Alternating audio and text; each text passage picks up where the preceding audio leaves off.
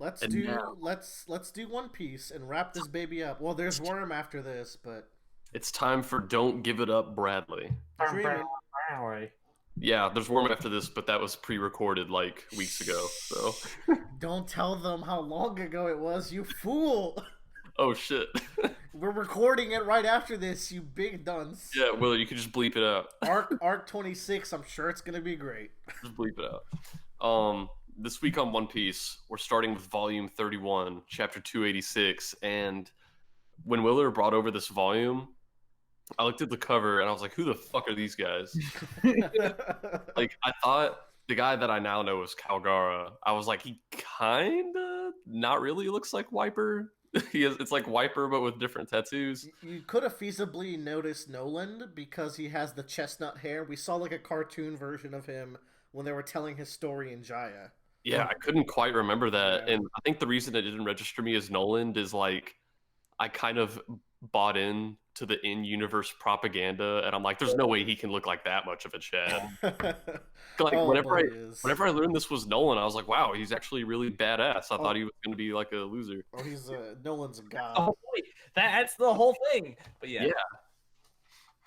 Um, but yeah, so One Piece boys will be very pleased. We're doing 3 volumes this week. That's triple the amount we usually I'm do. going to cry. So This is great. This like all we want is for Bradley to catch up, and like this is the time he's making big strides. So yeah, everyone if I do 3 volumes a week, it'll take only like half a year to catch up. That's not true. Anyway, yeah, we jump into chapter 286, and another funny thing about this volume whenever I got it is, I look at like the side of the volume on the spine, and 3/4 of it are black pages. That's when you know, like, that's when you actually know One Piece is at its best, is when you see a chunk of black.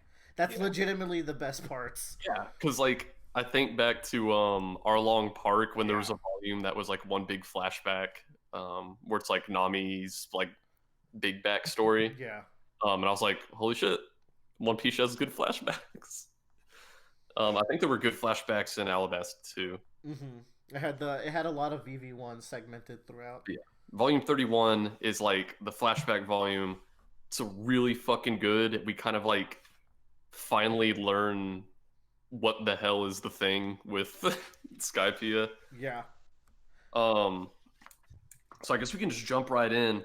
Where we left off is Aneru started his like assault on Skypeia with his lightning bolts.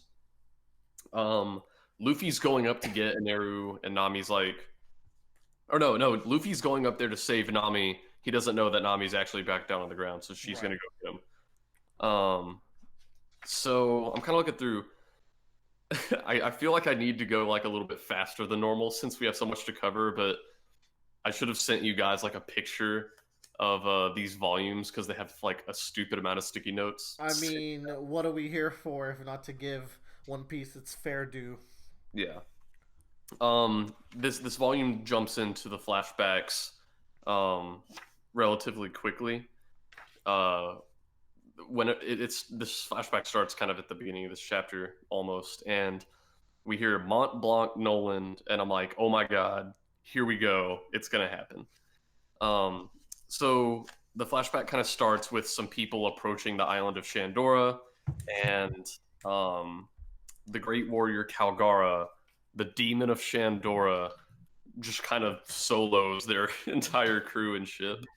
It's really cool seeing him because it makes you think of Wiper and how Wiper really carries his hot bloodedness. You could tell immediately that they're both these kind of like demonic warriors. Oh yeah, and I put a sticky note on this page where he like hits their boat with a like huge metal ball on a chain, because that reminded me of Luffy having a giant metal ball on his arm, and I'm like, oh, that's how he's gonna take out Eneru. That's neat, actually. Yeah. That is neat. That's kind of funny. So yeah, like we just kind of get to, like, I'm glad we finally got to see Calgara, because like we've heard of him like, oh, the great warrior Calgara, blah, blah. Yeah, like, his statues do not look like him, which I think is a good touch. yeah. He's got the Super Saiyan 3 hair. It's very cool. Yes. And then so we see him, and then like 2 pages later we see Mont Blanc Noland, who, like I said, is like way more of a Chad than I expected. Because like I think in the storybook he looked like way more of a bitch than this. And like he doesn't just look like a Chad; he is a total Chad. Like he just like throws himself overboard Oh, Bradley. to catch like fish. get food. Bradley, you don't even know the Chad. I Dude, mean, he's such a Noland is a viable Chad, all right, in the Chad He is a wars. private Chad. Yeah. That kind of leads, like, seeing Noland kind of leads into the next chapter, chapter 287, called Kami Killing. And I, like, going into this chapter was a lot of fun reading that title, because Kami Killing could either mean killing the Kami or the Kami killing someone. And, like, obviously we learn in this chapter what the title means by that. But when you don't know what the chapter's about, that title's like, oh my god, what are we getting into here? I love this cover page, this 2-page cover page of them all eating ramen. Yeah, we have so many cool cover pages, and even though obviously the story like pretty much always takes up where it left off chapter to chapter, I like to believe that somehow all these cover pictures are still canon. That's the thing about cover pages in One Piece. I feel like they exist to tell us a story that could have happened to the Straw Hats in the middle of their like voyaging. Yeah, There are filler arcs. They allow us to like build up a little bit more relationship with the crew, and there's already good enough of that in One Piece itself. But it allows us to like experience how the crew would handle these situations if they were in together. Yeah. Parts. So we go into this next chapter. Nolan hears the bell, and then we get a look at the crisis the Shandorans are going through.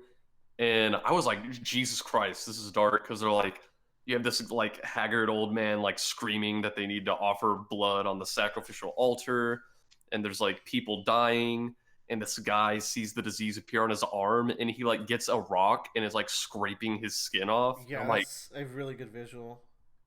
Mm-hmm. and it just makes it funnier that 4Kids ever tried to do One Piece. It is a dark series, man. Yeah, like there's a question corner in volume 33 where someone, like one of the people asking the question is an 8-year-old girl, and I'm like, man, I can't imagine an 8-year-old girl reading The this. Japanese are just tougher when it comes to I this guess so. But yeah, like, holy shit. There's a lot of dark stuff going on here with people being sacrificed or being told to sacrifice themselves. Noland, when he gets onto the island and he sees this guy, he pretty much immediately knows what's going on. He's like, oh, it's Tree fever.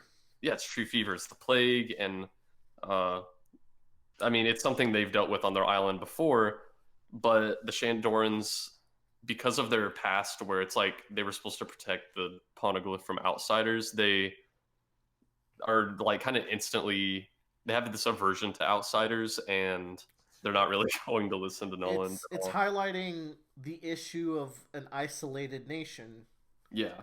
which is something to consider. So we kind of make our way to the altar where they're going to sacrifice the prettiest girl in the village, and we see the great Kashigami, the giant snake. And I remember at some point it's more like I had speculated that there was more to the snake than just being a snake, but obviously I didn't know what. And of course, this is the snake's grandfather. Yeah, they make a joke about that later, but Yeah. So I mean, it's cool that we finally see what was kind of it's going on. cool that even the snake had lore and backstory to it. Yeah. And you know, obviously, Noland being from I don't know, is it fucked up to say a more civilized nation? Because people are gonna be like, oh, are you calling like natives uncivilized? And I'm like, If that's fucked up to say, then the Roundabout cast gets canceled right now because you're right. yeah, I mean, he's like, no, we're not gonna sacrifice this girl. Yeah. So it's a lot of fun. Chapter 288, Curse. By the way, on the back burner, Ace is like super successfully infiltrating the Navy headquarters. He's like, eating while hiding. Ugh, Ace, you're a Yeah, fun like he guy. has his face like, please don't find me, please don't find me, but also he's like has his mouth full of food. Can't help it. Um, so yeah, Calgara and Noland are kind of instantly having this battle over whether this girl should be sacrificed. And you know, the Shandoran idea is that like, no, this is worked out fine for us. You guys don't know anything. You don't know the gods. Like, no, this is how we do it. And Noland is like, no, like you people are insane. That's just a snake. There's a line here where Kagura says, "Have some shame," to what we find out is his daughter, and that's just so powerful. It's like have shame of being alive and defying our culture. Like have some shame. Like that's very harsh, and it goes to show you just like the worlds of difference between these two tribes or these Yeah. two groups of people right now. Um, at some point during their fight, Noland kind of has his little speech to Calgara, and I'm pretty much just going to read it because I'm sure we're going to have a lot to say about it. And there's a kind of a lull in their fighting, and he says, "We set out to sea in the hopes of making the world a better place. This is an insult to everything we stand for. And these gods of yours who claim to demand blood, aren't you giving them too much credit?" He says, "I'll drive this evil spirit out of your village. If I fail, you can go ahead and do it your way." And I think this is so cool because there's so much that happens in this flashback that is like a direct parallel or just like references stuff that's happening in the present. I feel like here he's basically calling out Ineru from the past Ooh, because to him, any god that would demand blood Mm-hmm. shouldn't be called a god. It should be called an evil spirit. It's interesting because when we get to the future, it's almost a flip of ideals, because we now have the Shandonans that know this to be true, that they shouldn't be the ones that should be oppressed by this terrible god and have to rebel against oh it. yeah, They're not civilized, but they're not as technologically civilized as the Sky people. I forget what they're actually called.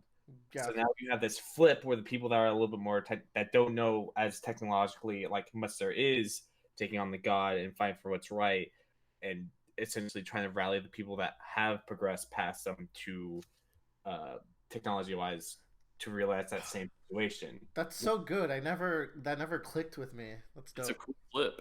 And like Yeah, the relationship these Shandorans, it is Shandorans, right? I think Yeah, Indians? Estonians. I don't know. it's Um, Shandorians, right? I think so. Um, Yes, Shandorians, not Shandonians. the relationship they have with their like giant snake is so similar to what the angels have with Aneru in the present day Yeah, because it's like because they are oppressed by this thing, they've kind of fooled themselves into thinking that they respect it because they're actually scared. yeah, yeah. Oh, that's good. The bringing in the fear there, and how Eneru says that fear is Kami, fear is God, Yeah, and we have this really unspoken example of it. That's Mm-hmm. cool. and And like this parallel is even more potent later on because you know they're up till like almost the very end they're going to be like no we actually respect it, it's like our god, like it's this is the way. But then like later on, the moment Nolan offers an alternative, the moment he brings up that maybe he can cure it, they immediately turn on it. They're like no this thing's evil, like no we want the cure. Yeah, it's a little more. It's same. a little more complex than that. I will get to it. Mm-hmm. So yeah, I just thought it was so cool. But they make a deal with Noland. It's like if you can in fact defeat the plague, we'll let your crew go. Fun Um, setup here. yeah, I'm kind of speeding through this a little bit. We kind of fast forward to Noland. There's been an earthquake, and Noland is kind of trapped in a crevice in the ground with Kalgara taunting him. He's like, "Oh, well, it looks like you're not going to be able to save your crew if you're trapped there." And that kind of closes out that chapter to 289, which I guess we can just move into that. Mm-hmm. They're gonna have quite the standoff here. Uh, like Nolan is really determined to try to get out of this crevice himself.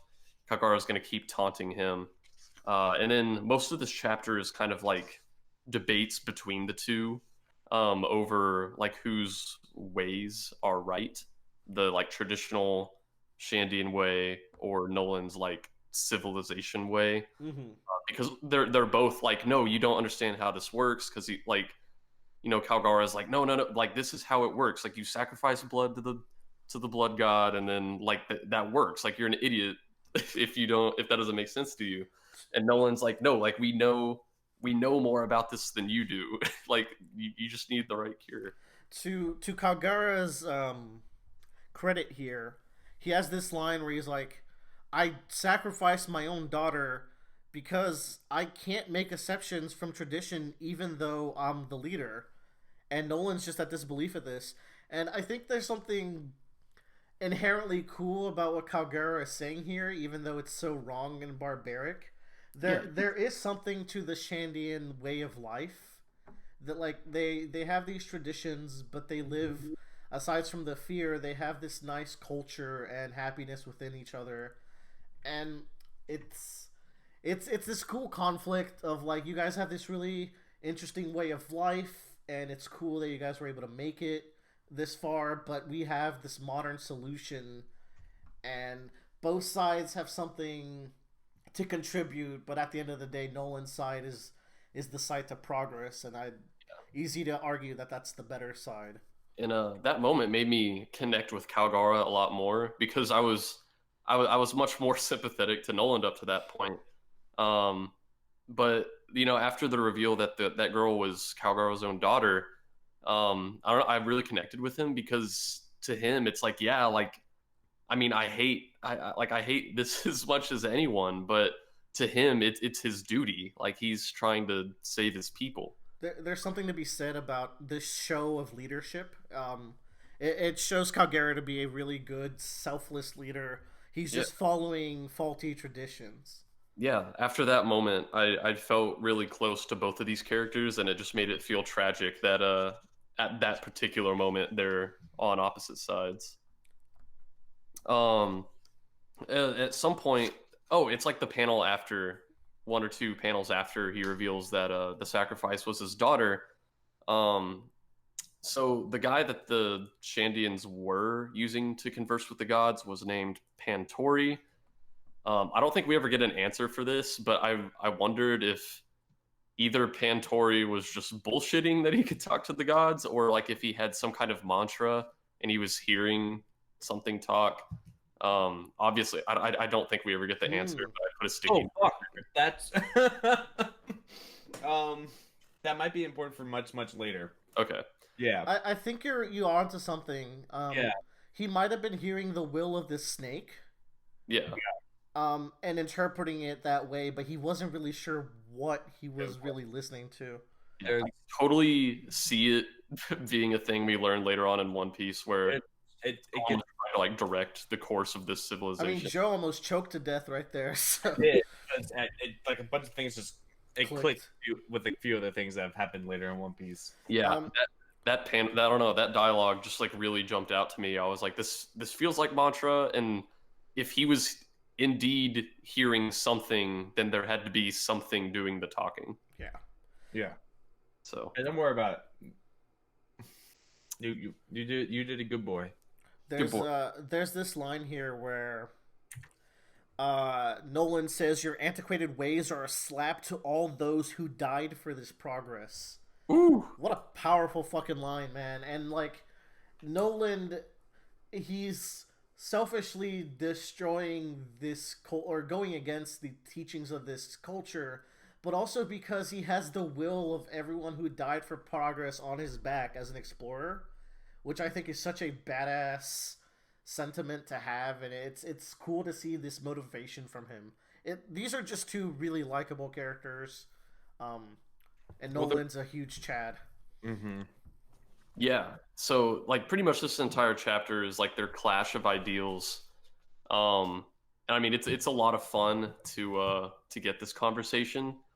This is the part where I want Willer to chime in though, because they kind of do resolve their conflict whenever Nolan finally tells him like, "Hey, I have the fucking medicine that can heal everybody." So I was like, this is one of those things where I was like, we could have avoided a conflict if people just said this first. So I want to hear why you like it. Okay, I thought you had problems with the later conflict with the trees. Oh no. Okay. For me here, it's more like have they had time to understand each other at this point? Calgera is so isolationist by culture. Like they've never dealt with the white man, quote unquote, before. So it's like, why would I trust this guy who showed up, killed my god, and is defiling all of our cultures until you have this moment of clarity where they're forced to talk. What's cool about this earthquake is that by pinning down Nolan and putting him in a death situation, Calgera doesn't feel the need to fight. And what this allows them to finally do is, even though he's sitting there to taunt him, it allows them to properly talk without Calgera having to be defensive.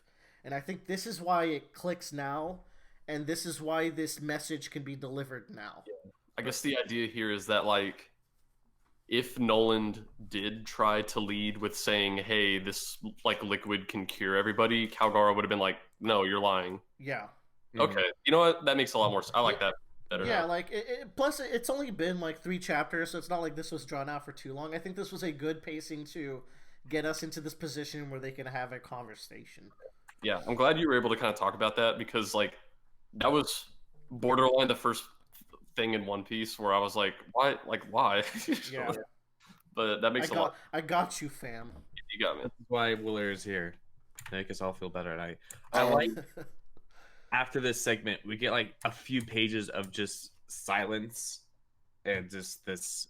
We see all the effects of the medicine happening. Yeah, and I just love this panel where Calgara has tears in his eyes and he's like, "Will you really save my precious village? Can you save it?" And this, like, I just got the same feeling I got whenever like everyone started evacuating the city after Colonists warned them, because it's like up to the last minute they were clinging to their ideals, like ideals and their respect for their god or whatever. But the moment an alternative presents itself, they're just like, "No, we need this." I want to back it up one page to Calgara saving Nolan from the snake, from the second snake.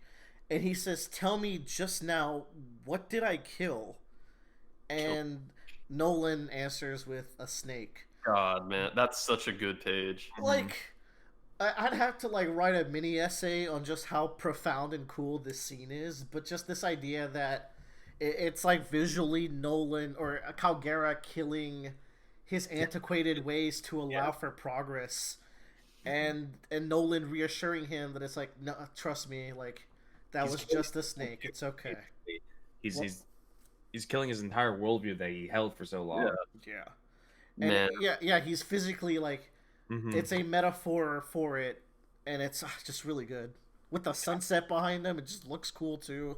It's great. And like the rest of this chapter is just amazing. We don't like, I don't know. We don't even have words the rest of the chapter, I think, after he says like, I'll save the village. We just like see them go back, and we get to see everybody like celebrating and crying. And Nolan has a satisfied smile that he saved his crew and these people. Love Calgara crying with his daughter in his arms, because I feel like that's such a show of pent up emotion where it's like, man, fuck that ritual.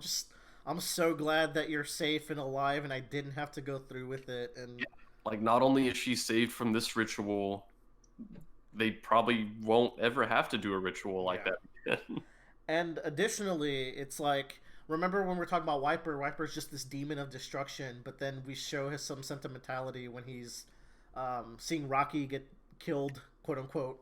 And it's a cool parallel between them two again.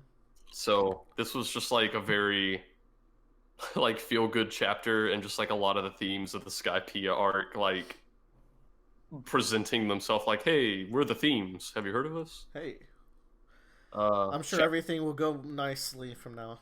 oh, I'm sure. Chapter 290, The Light of Shandora. Woo! We kind of skip forward. I think it's like supposed to be a week. Uh, Calgara and Noland are best friends, and it really warms my heart. Them cracking up over the snake and no one else really getting it. Very wholesome moment. We also get a 2-page spread of the city of Shandora at like its old glory with the gold everywhere, and it looks fucking awesome. Yeah, it's cool, right? Because we got to see this same spread and like it invoked a sense of awe, but it was like, well, I mean, it also looks so run down. But then you see this and how it used to be. Yeah, and that belt's fucking huge. Yeah, I don't know what massive. they have to it. Hey, But then we get to see the poneglyph, what the Shandorans. I keep flopping back and forth between Shandians and Shandorans. Call them whatever you want. Call them I'll Shandies. call them whatever I want. I'll call them. I believe the subs and old translations might have them as Shandians at some point. It's cool, man. It's One Piece. People know what I'm talking about. It's the going merry and your merry go. Yeah. We see that, of course. They weren't in fact protecting their big gold city. They were protecting this poneglyph. And what's really interesting is that they don't even necessarily know why the glyph is so Important. valuable or even what it says. They say it's not for us to know. All they know is that their ancestors like fought such a huge battle and many of them died protecting it.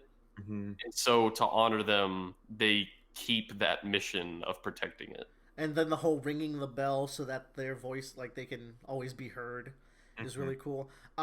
We were just talking about how Noland said that your ways are a slap to everyone who died for progress. It's cool that they have a similar mindset where it's like we do this. All these traditions are to honor those who died in the past.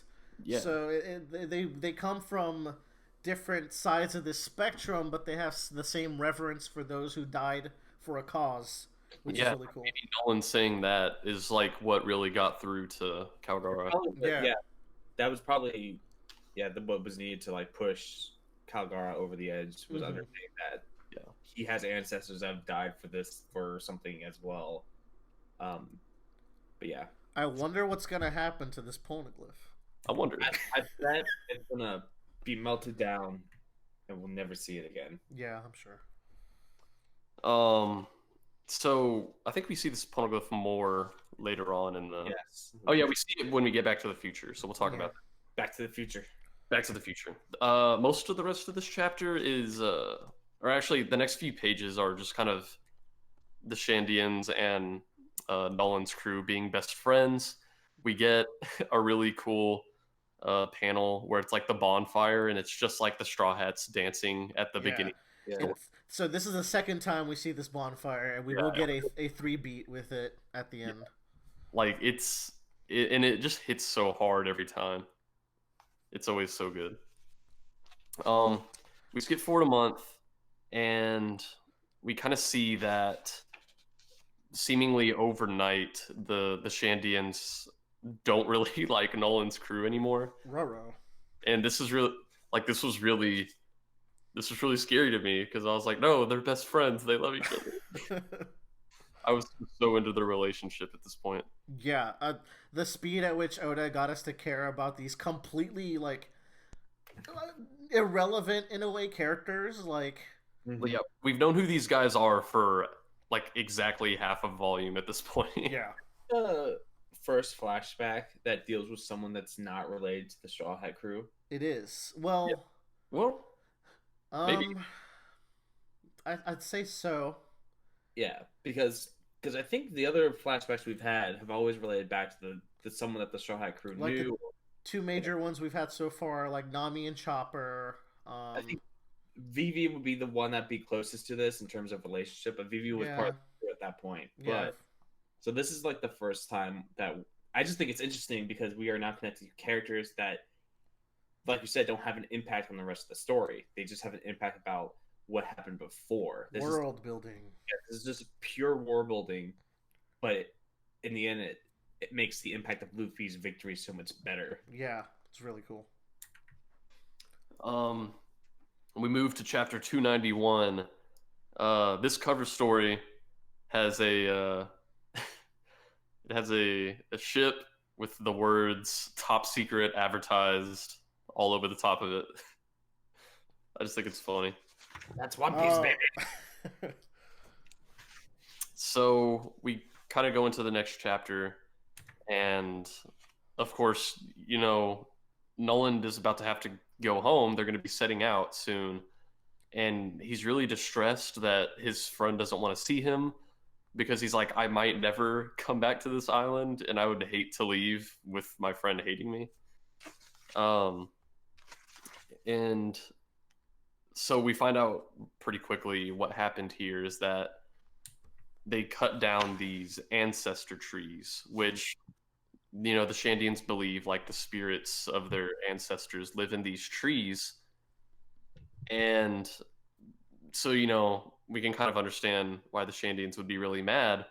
But we find out, and one of Nolan's crew even admits, like, it's going to sound like we're making excuses, but he's like, we actually cut these things down earlier because they, in fact, were part of what was spreading the tree fever. Mm-hmm.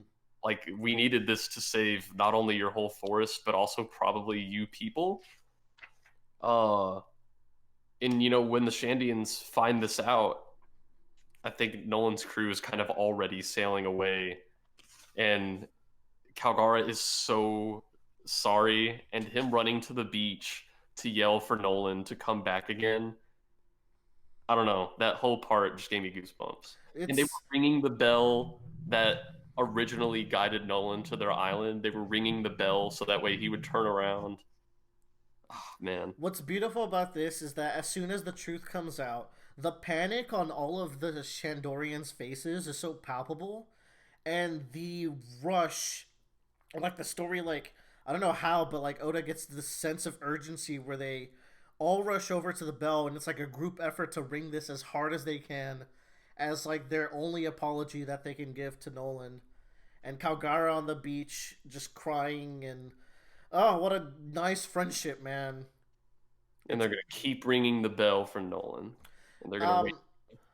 So I thought this was the miscommunication that you had problems with. No, I was fine with this. I do have something to add in case anyone else does have like a thing with this. I think this was a really pivotal moment and very important moment of this backstory. So they've only been together for a month, and it goes to show you that no matter how much time you spend with people, there is a long process in coming to understand each other's cultures. It's not going to be something that you can tell everything about it to each other within a month.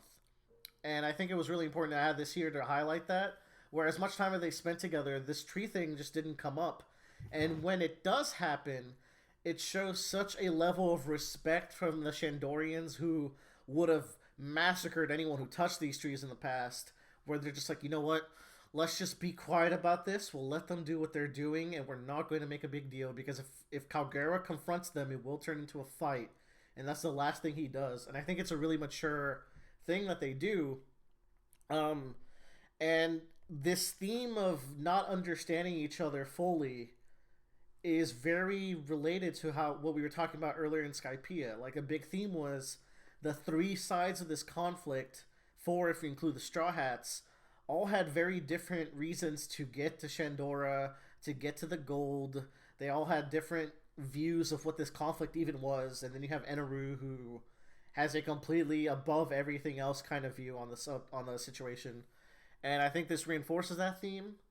So I think it's really good. And what's cool also is that it's not something that is dragged out for too long. We get this story beat in about 2 chapters. And at the end of the day, it served as a test for Calgara and Nolan's friendship, which is the real reason this happened. And the fact that the friendship remains despite it all, I think, is what makes it work really well. Yeah. I never had any problems that they hadn't talked about the trees, because for Nolan's crew, they probably just like, I mean, why would we? They're just trees. They didn't know that they were sacred. Yeah. But also, like he said, like a month before this, the Shandians were literally going to burn their entire crew alive. So the fact that, they didn't get massacred for cutting down these trees is a testament to how much respect they gained over that month. Yeah. It's great. Love it. And so, yeah, they're going to keep ringing the bell for Nolan so that way he can find them again one day, which is really sweet. I wonder what's going to happen to them. Yeah, the story gets sadder. Chapter 292, titled To Meet Like the Half Moon Hidden by Clouds. Poetic. I don't really know what that means. I don't know what the fuck that's talking about, but okay. So, we kind of move into Nolan is back home and he's telling tales of his travels, and clearly he's been on a lot of adventures of this kind of like scale before, and his life is so interesting that people are like he has to be lying. Yeah, it's cute. Usopp. Yeah, Usopp vibes. Yeah. Man, I love that Usopp can now like actually truthfully say he's done all these things. Yeah, we'll touch on that later. Mhm. But there's this running thread that you might not have picked up on every lie that Usopp told to Kaya comes true in some way or another. Yeah, I remember you brought it up briefly, I think when they were on Little Garden with the giants. Yeah. Where he told some lie about giants and it actually happened. It was a lie about a big goldfish that laid poop-sized islands, and at the end they fight that big goldfish. I do not want you to go back in there just because now you'll run into spoilers. So in the long future we'll revisit that. Yeah. Yeah. So man, that's Oda having his galaxy precog brain. Indeed. Nolan tells the king about the gold, and the king's immediately horny for it. So it's like, we're gonna set out, and I think we kind of already knew what was eventually going to happen. Yeah. They're gonna set out for the gold, and before they ever got there, the Shandians' land would have been thrust into the sky, and Nolan's Execution. a liar. This panel of him getting executed and everyone calling him a liar, and we know the trials and tribulations he went through and the relationships he made, and he's just worried about their safety throughout it all. Oh, that tugs at the heartstrings right there. Yeah, like that panel where he's about to get executed is just like so devastating for me. The last time we've ever seen this view is Roger's death. Yeah, it I has was the same framing. like that. Yeah, because Nolan he just has that same big dick energy. Indeed, part of the Chad Club for sure. And then we see the Shandians land, get thrown up into the sky. And the guy who was the commie at the time, who's just a total sleazebag, is like, "Oh, we're gonna fuck him up." Yeah. Yeah. Conflict. You to bring back the light of Shandora, which is their bell. Mm-hmm. Mm-hmm. So I think the half moon thing is kind of supposed to be like the island, because half the island gets shot into the sky. Oh. The island is covered by the clouds, literally. Half the island's covered by the clouds in the sky. What? Joe, Galaxy Brain looking ass over here. But the idea being is that they're not seeing the whole truth because it's covered by something else. See, Joe's got us covered. The cover art for chapter 293, Bolero, is the Straw Hats, and they have basketballs, and it says, the pirate ain't leaving no slack. The pirate ain't leaving no slack. You know it, dog. Is that a thing people say? Ain't leaving no slack? Yeah. Oda's super hip with the kids and the culture. I like Robin just standing there, like she's not even like in a battle stance. She's just holding the ball. Yeah, everyone else actually looks like they're about to play. She's like, "Hey, I'm here." Am I doing this right?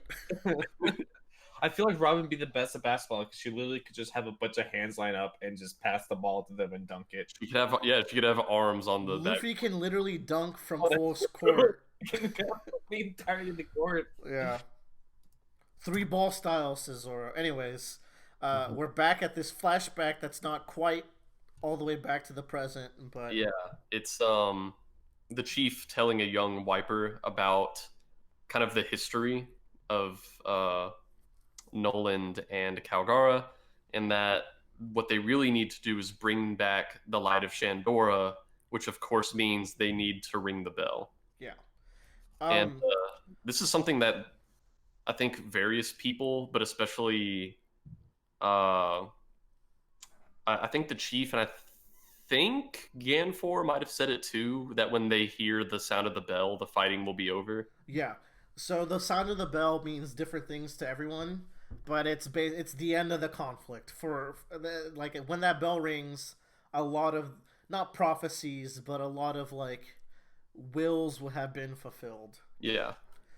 There's something I really like about Wiper growing up with these stories, but I feel like he missed some of the context of the friendship. So I think he's doing it more for their glory, like Calgara. Mm-hmm. Um, He only sees the idea of protecting what is tradition and what is supposedly yours, and not understanding what's getting different perspectives. yeah, but And I you came to feel this whole as like a slight spoiler, by the end of the arc, he fully gets it Yeah. when the realization that Nolan's descendants exist. I feel like that's when it all finally clicks with him, like all the context of the story and all that matters with it. So Onto kind of the- after that half flashback, we're back fully to the present, and we see Kami Eneru is he's continuing his rampage, and he has this part where he's like, people, trees, earth, all of it, go back to where you belong. And we've talked about this before, and I appreciate like how in One Piece all these different psychopaths that Oda creates, their particular kind of psychopath that they are is very consistent, where Eneru is doing all these horrible things, but because he thinks everything has a place that it should be in. Yeah. And I just think it's cool. Ooh, I can't wait for the big reveal. Oh man. Anywho. For it.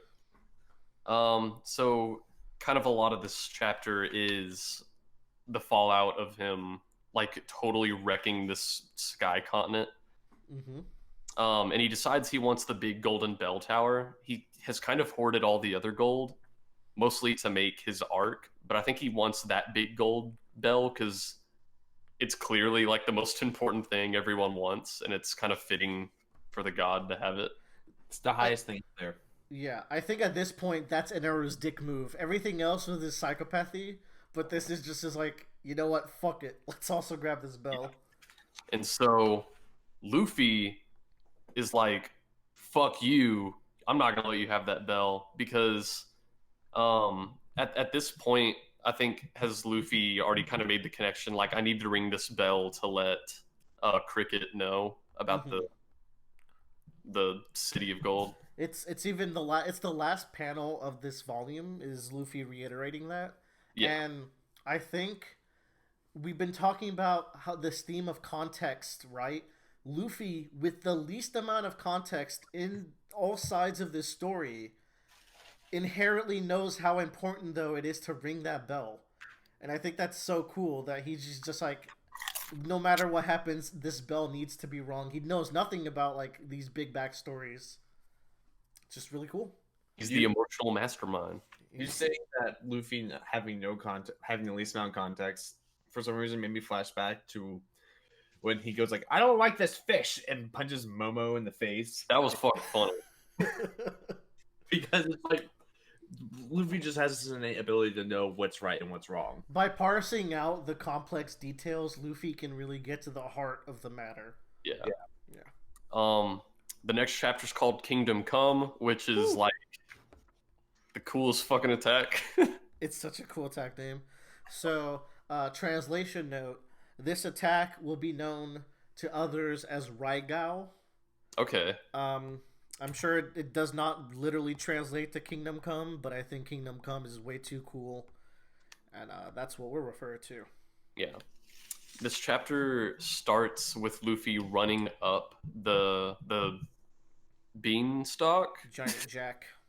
Yeah. he's like running up it to get to Aneru, who shocks it and kind of topples over the top part of it. And there's a moment here where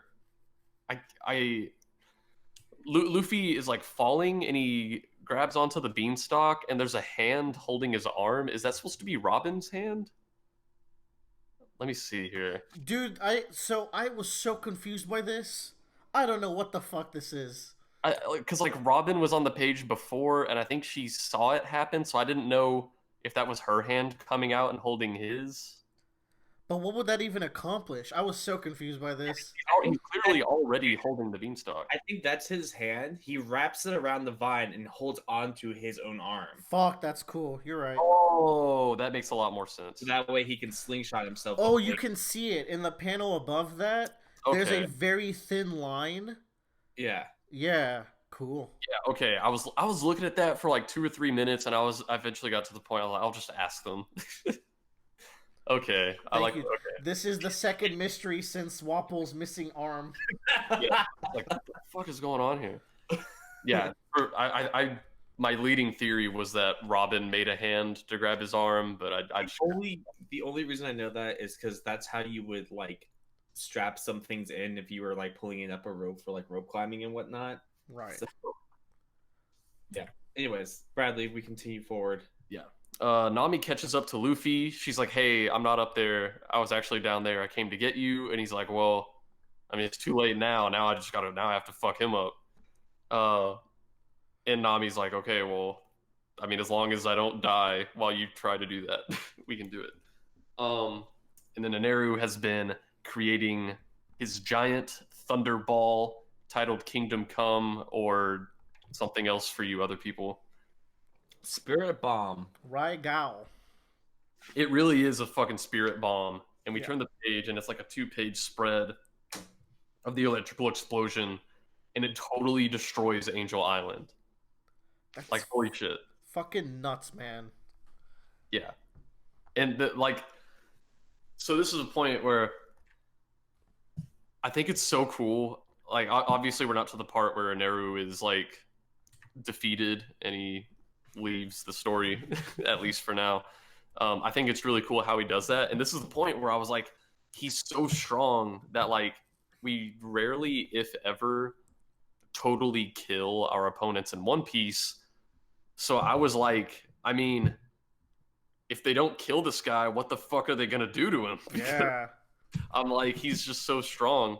I'm really satisfied with how we end up taking him out of the story.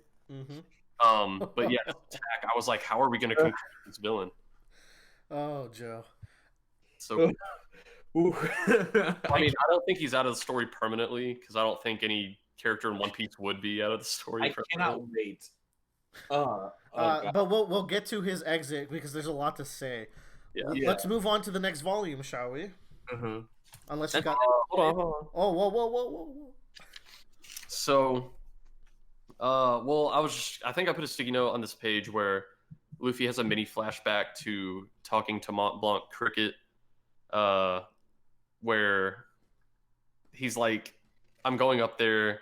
I want to defeat Aneru, but I also want to ring the bell to let Cricket know that the City of Gold is up here. And I just love how, like, Luffy is always so dedicated to whatever promises he makes. Yeah. It's just so lovely. It's wholesome, you know, like sometimes the promise keeping characters can get annoying. It's like, I'm gonna keep my promise. But Luffy's just so, I don't know, he doesn't reiterate it in annoying ways. It just works for him. Yeah, Luffy always does things by actions. Yeah, you're right. There's one part in the entirety of One Piece that happens way later where he's having a conversation with someone and he literally can't fight this person for reasons I'm not going to go into, mainly because he doesn't want to, and he has to use his words to like try to convince this person. Steven Universe, that ass. Yeah, but like, because Luffy is like the personification of all of the like standard shonen hero traits, like, oh, I gotta eat and I gotta train and friendship and promises and stuff like that. But for some reason, whenever it's Luffy, I like it a lot better than whenever it's any other main character. Execution is more important than cliche. Cliches are good if you can execute them well. Yeah. And like we were just saying, Luffy, you know when like a character gets beat up and he's like, I was doing it for a promise. Luffy, and they'll always say it, they'll talk about how cool they were. Luffy doesn't always say what he's intending. You can just tell from his actions, and I think that's why it works. We go to chapter 295, which is kind of more Luffy pursuing Eneru, who has found the bell, and Eneru's making another Kingdom Come attack, one that's even more massive than the first one. And he says, farewell, Skypeia. And I'm like, oh, fuck. And the volume ends with Usopp and Zoro trying to chop down this stock so that Luffy can get onto the arc and fuck up the Kami. Indeed. That was volume 1 out of 3. We're okay. We're 50 minutes in. But next volume has a lot of action, so we should be all right. I don't anticipate 33 will be a super long one. Yeah. In any case, I think it's time for a pee break, gentlemen. Yes. And when Dr. Pepper. We are back with volume 32, I believe. I hope all of our listeners had good peas. Let us know in the comments if you had a good pee break. Tell me. Even though for them it was like a second, but they can pause whenever, to be fair. They can pause or they could turn off the video right now and never listen. Do not. We jump back into One Piece. We're volume 32 now, chapter 296. And we're getting ready for Luffy to fuck up Eneru. The people back down on the ground, like Robin and Wiper and them, are talking, and it's kind of cool that Wiper's now at the point where he'll actually converse with people outside of his tribe. Mm-hmm. I guess that's a parallel to how Calgera needed to be put in a situation where he could converse. Now we're like, Calgera was in a situation where the person he was talking to was defenseless. Now it's at a point where Eneru is such a threat where he's like, whatever, I could just talk to these people. Yeah, and like, you know, he learns that Luffy's going after the Golden Bell, and he's like, well, what does he want with it? And it's like, well, he wants to ring the bell. And it's like, oh, well, that's what we want too. And it's like, why does he want to ring it? And he's like, well, he needs Mont Blanc cricket to hear the bell. And Wiper's like, oh my god. Yeah, we were talking, like, I feel like this is when it clicks for him. Yeah, so I don't know. I think he kind of gets united with their cause here. And he pretty much immediately goes and uses the reject dial on the stock. And I think it's cool because, like, Zoro and Usopp were, like, giving it their all to chop down this, like, stock. And, you know, in a more realistic sense, they should have no trouble cutting this thing down because they've cut down probably way stronger things before. But kind of like how in One Piece battles are more a battle of will than anything else, I think here the beanstalk was used as a device where it's like you're only going to get past this obstacle once everyone here is on the same page. Yeah, when everyone's finally working together. Oh yeah. I think it's cool. Everything's a metaphor in One Piece, and to be fair, Zoro's cut like big fish. Like, I feel like the idea here is that this beanstalk is really tough because, like, there's so much plot relevance to it where it gains it's that weird meta storytelling thing that One Piece does. Yeah. This is no fish, ladies and gentlemen. This is no fish. I like how the snake has to headbutt it, but it's going down. And thanks to that move, Luffy and Nami are approaching the arc. This final shot with the Mamara Ragan attack looks so cool. Yeah. All of his attacks are pretty badass. Yeah. Chapter 297, cover story on this one, Ace has been found out by the... Busted. Do we get any of the chapter cover stories in the anime? No, dude, What? this is the biggest sin the anime has ever done. Yeah, these Where cover stories are kind of like borderline. Some The of them only one we borderline get, necessary. the only one we get is with Kobe and Himplo after what's it called? And Helmeppo. Helmeppo. Yeah. That's so. As a side note, One Piece anime has to move at shit tier pacing because they don't when they do filler, it's original filler, and they don't do it often. They don't want to get stuck in filler hell like Naruto, but they have built-in filler. They could be animating. They could turn any one of these stories and expand them into like 3 episodes even, and like Yeah. Especially when these cover stories end up becoming somewhat plot relevant. I think there's have to be necessary. I think there's there's 2 cover stories in all of One Piece so far that have not come back into the plot. Like, Yeah. So I feel like if I was watching this and I saw Buggy teamed up with Alvida and I didn't have the cover story context, I'd be like, why the fuck is he with Alvida? and like these aren't even like super serious stories. It's just cool to have that connective tissue, you know? Yeah. Oh well. That's why we're reading the superior version. Yeah. So,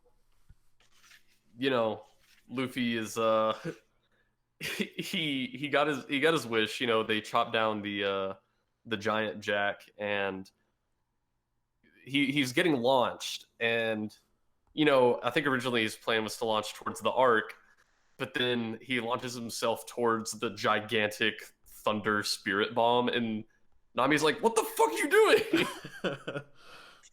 And it looks badass. He does gum fireworks with a giant gold ball on the end of it. And, we talked before about how gold is supposed to be like a really good conductor, and he Heyo. this to like disrupt the giant attack, and it is just fucking awesome. And you get this amazing moment where all these people all over Skypeia see this giant thing about to end their life, and they're all praying to the gods to save them, and then Luffy obliges. This is so cool too. Like, what else can we do but pray? Says the leader of the royal guards, and you have Conus just praying with all her heart. And it's cool because it's like they've always been a religious praying kind of like culture, but now they're like praying to something beyond, like praying to anything that will catch their prayers because their god has betrayed them. Yeah. There's also a notable panel here where Ganfor, let's see where it is. It's about halfway through the chapter. It's after this 2-page spread where Wiper says the Earth will not lose. Ganfor is like coming to terms that the Vars was never theirs to claim. Man. And he's showing that guilt that like what were we doing all along? We were fighting for this land that wasn't ours, and like he's just really seeing the mistake of the things they've done, which is a sign for the future where now that he's made this realization, they can move past it and mend this relationship that they had. Yeah. This was a fun chapter. We kind of get to see all of Skypiea at once. We're seeing like the people who were still chilling on the upper yard. We're seeing Nami and Luffy. We're seeing all the Angel Island evacuees, and we're just kind of seeing how everyone's reacting to this like very climactic moment. And the like 2-page panel where Luffy destroys the Kingdom Come attack looks fucking awesome. Yeah, there is no shortage of 3 beautiful 2-page spreads in this one chapter, actually. Yeah, this volume, but especially I think even the next one, like Willer said in our Discord, Oda went sicko mode with the art. Yeah. The cover for chapter 298, it shows Ace appearing back at the Navy headquarters to drop off the letter that the Milk Girl gave him. Mm-hmm. Future And wife. I think this is the point where I asked you guys if he is indeed a Logia type, because I was like, oh, he's actually turning into fire, not just shooting it out. Yeah. I guess it never registered to me that he was actually turning parts of his body into fire. Mm-hmm. So Ace confirmed in the best boy. category. Yeah, it's true. God, he's so perfect. I love him. Also, it kind of speaks to more of his character too, that he is Logia, which is essentially nearly invincible with the exception of like hard counters or sea prism stones. and you still run around like a goofball when you get shot at. Joe, there's 2 of you in my Google Hangouts. Me too. Same. There's Joe frozen in the stop time. How long can he move in it? And then there's Zawaldo Joe like making fun of him. There, he's dead now. Okay, I was about to say, like, how scared would you be if the other Joe started moving and talking, but it was different. Okay. Stand-up power. Chapter 298. Love song. So this is when we get back to our songs, by the way. Oh yeah. They pray, and Luffy saves them from the Kingdom Come attack, and then now everyone is like, "Let us hear it, boy! The song of the island." They want to ring the light of Shandora. Luffy is trying his best, and Neru pulls out he has so many fucking awesome attacks. The 200 million volts Amaru. Yeah. Oh my god. Like, these attacks are so cool. Luffy is flying through the air, ready to hit this bell. And I don't know, like, they just trade a lot of really good blows. And there's a particular thing Luffy says when he punches an arrow in the face, which goes back to earlier in the last volume during the flashbacks. You know, we got to the part where I think it was Noland who was kind of saying, like, any god that would demand blood shouldn't be called a god. That's an evil spirit. And we get to Luffy here, and he's like, yeah, Kami this, almighty that. He's like, what good is a god who can't save his people? Like, to Luffy, his qualifier for one of his qualifiers for a god is like, you need to be able to save your people. Like, you're not doing that. You're not almighty. I think that'd be Luffy's qualifier for any leader. You can look back at Kuro, even when Luffy was losing it, that Kuro was attacking his own crew. Yeah. And if you can't even have the base need of a leader, how can you even be above a leader as a god? And I don't know. I just thought that was like another really good moment of the parallels between the flashback and what's going on right now. They trade a lot of blows. Luffy pulls out his golden rifle attack, where he launches this gold ball. And motherfucker, don't underestimate me, earlobes. It's so cool. And I don't know. He just pounds an arrow into the gold bell, and I don't know. He rang the bell. I want to talk about the beauty of how Oda concludes the main fights. I want you to think of 3 examples of this. 4. Well, let's even throw 4 in. Let's throw Krieg, Arlong, Crocodile, and now Eneru, and how Luffy finishes all those fights. With Krieg, the ending of the fight is Luffy breaking his impossibly to break armor and breaking his worldview. Yeah. And that finishes Krieg off because he's a direct threat. But with Arlong Park, it goes a step beyond. When Luffy destroys Arlong Park with the same attack he takes out Arlong, he's breaking down this symbol of the oppression that Nami had to go through.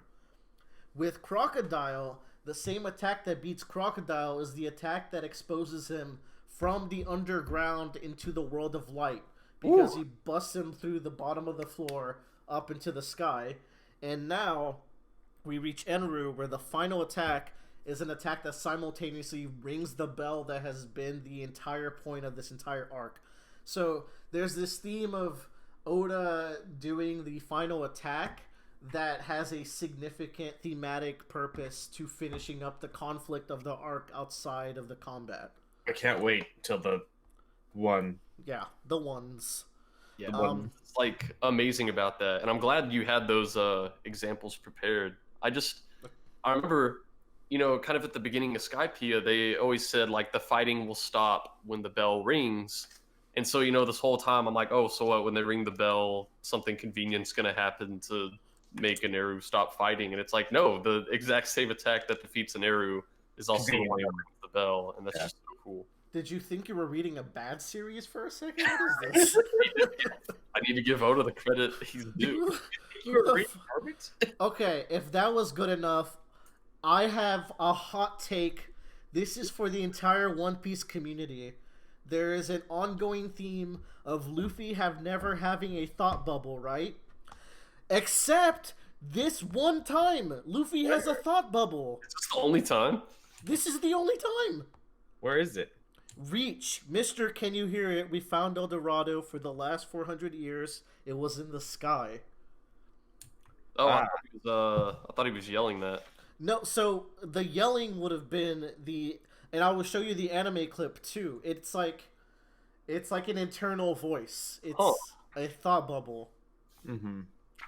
I think that's really interesting. It's this character that and the one time we do internalize in Luffy's head, it's not a introspective thought. It's he's yelling in his own mind. Yeah. So I think that's really in character. Yeah.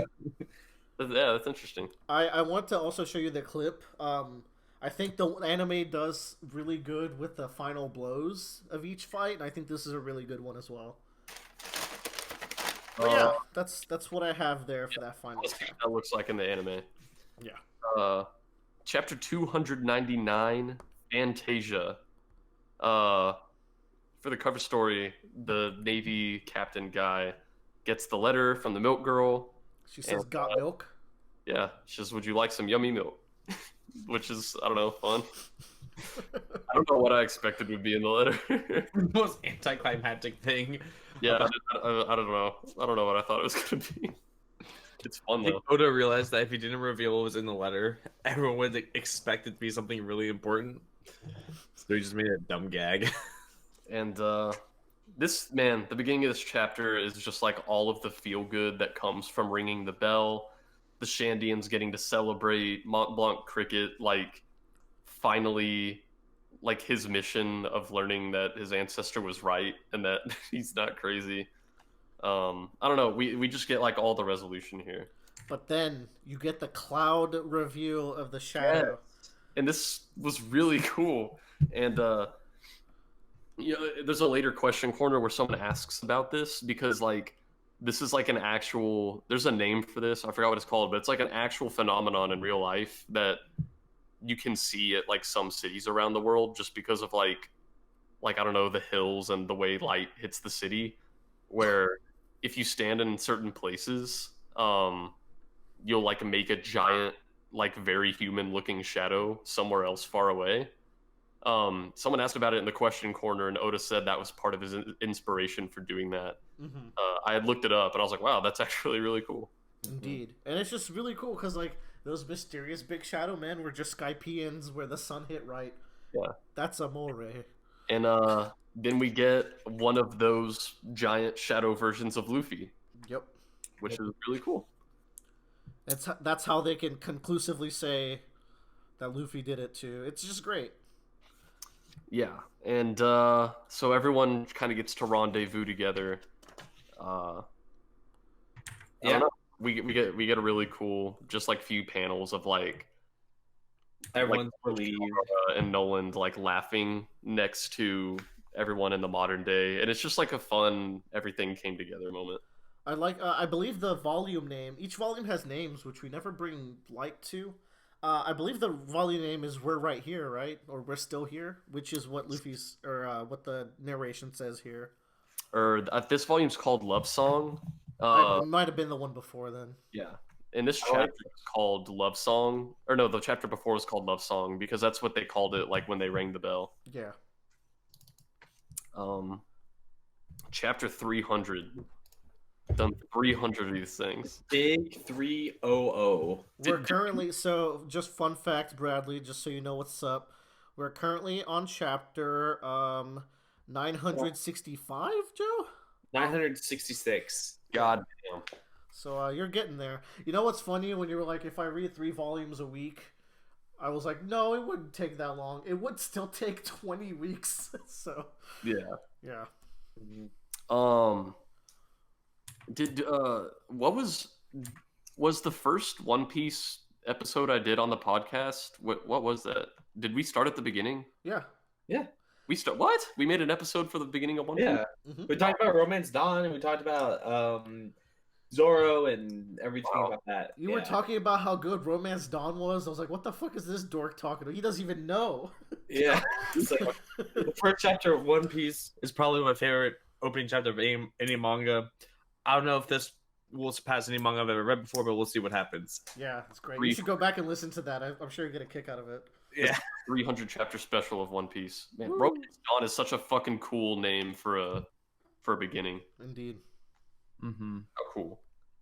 I think this is the conclusion of Ace's cover story. Mm-hmm. It's cool to see him in his banana boat again. God, he's so cool. Yeah. We kind of see. Oh, this is cool.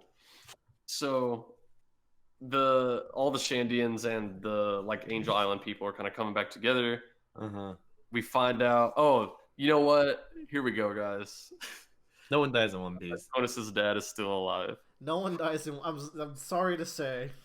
And No one- I don't know. If you're not in a flashback, you're safe. Like, Yeah. obviously, I love this guy. I don't know.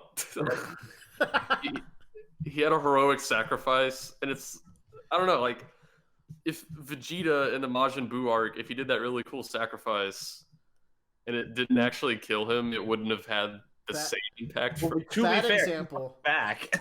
Bad example in a series with revivals, but it's more like certain character in Hunter x Hunter, for example, and stuff like that.